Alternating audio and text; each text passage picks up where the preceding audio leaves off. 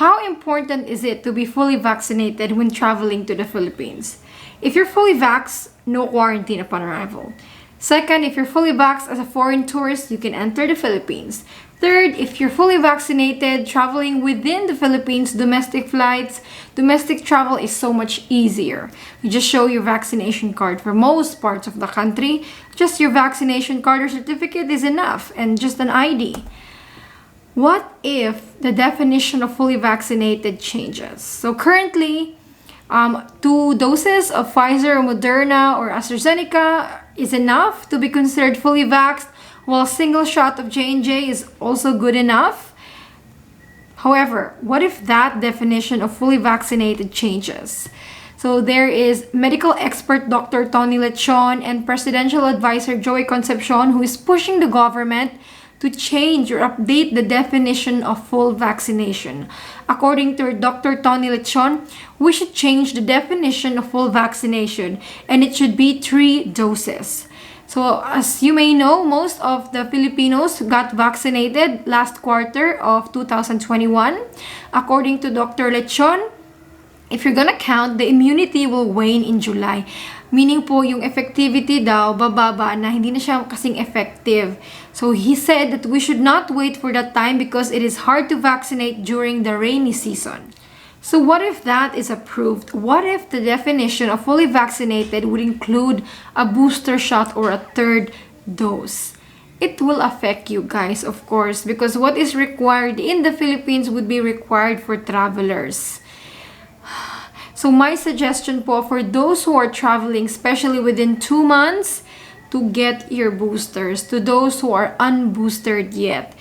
According to the latest policy of the UH released last December 2021, boosters may already be given to adults at least 3 months after the 2nd dose of a primary 2-dose vaccine or 2 months after the single shot of J&J.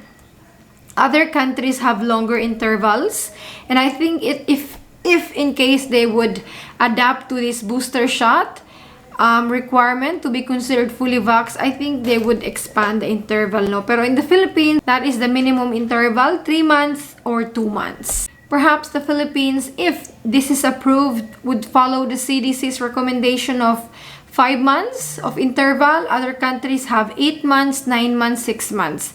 But the key message here po is if you're traveling soon, within the next 2 months, it may be a good thing to get that booster shot if you haven't got it po. If you were vaccinated, especially if last year pa or 2020. Philippines have different reasons if ever they approved it.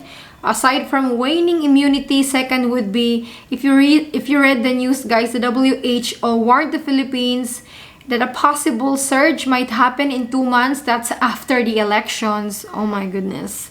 Apart from that, there are 27 million doses of vaccines in the inventory that is near expiration. Have you seen that news where Duque at one point recommended making vaccination mandatory? He's so desperate. Anyway, senators don't agree with that, so malabo po yan. It's unlikely to become mandatory. There are 33 million Filipinos unboosted, and the time is ticking for the Philippines. WHO says in 2 months, there will be a surge here. Hopefully, they are wrong, or hopefully, it can be avoided. Right now, there is no danger. The danger is in the next semester. Now that would be a question, guys. You know what? They will not approve that easily. You know, making booster shot a requirement? No. You know, because it's election time. They don't want to upset people. They don't want to get criticism or... You know, it's election time and the number 1 priority of politicians is to please people to get their votes. And making booster shot a requirement to be considered fully vaxxed? I don't know. Perhaps after the election, siguro. But that's my take. Well, on the removing of negative test result requirement for entry, for now, it is very unlikely. And also vaccination, unlikely as of now. For those who are waiting unvaccinated, you may have to wait a little longer or longer. Because as of now, there is no possibility, At least for me, I don't see a possibility of removing that vaccination requirement for foreign nationals yet. And same with the negative test result. Parang malabo po siyang tanggalin sa ngayon. Especially with WHO medical experts saying that there will be a possible surge. And even the president is not keen on putting the country under alert level 0. The most relaxed, they say. And he's not keen because nga of yung mga warnings of a surge. But you guys, as of now, the situation is really good. As of the moment, perhaps after election it would change, but I don't think that we would ever go back to quarantine or closing the borders. I don't think so. I don't think so. Because if you look at other countries, they've already opened up everything. And I think the only way forward now is to live with COVID. That's me. I'm no medical expert, but based on what we're seeing in other countries and even in the Philippines, perhaps there would be a surge, but it wouldn't be as bad as before, like Delta and Omicron. Hopefully. But we can do our part by getting that booster shot po if we are not yet boosted, or vaccinated po if we are unvaccinated. On another note, it was announced by the IATF that more areas in the country will be under the most relaxed current rule is alert level 1. It's spread out in different parts of the country. For those who will be traveling during the Holy Week, it's gonna be a very busy travel season in the Philippines. So guys, prepare yourselves. Always arrive early at the airport. For domestic, 3 hours before your flight. For international, 4 hours before your flight po, coming from the Philippines.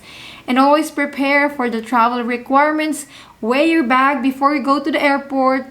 You don't have to go through that anxiety of thinking, what if I get excess? As you know, airport baggage is expensive. So weigh that bag before you go to the airport. And if it says 7 kilos, then comply with 7 kilos. Take it seriously to avoid issues. And as always, guys, just a warning, do not ever accept packages from strangers, even from your own friends or family. That sounds harsh, but it is. Yeah. Don't take that chance. Don't risk yourself. If it's not yours, don't carry it. Guys, what do you think about the booster shot? Do you think it would be added? Or what do you think? What would happen after the elections? What else do you think new would happen? Let me know in the comment section. I'd love to read your thoughts. I'll see you in another travel update. If you're balikbayans, I made a new travel guide po. You can watch this video. I'll put it in the comment section. But I'll see you tomorrow. Bye.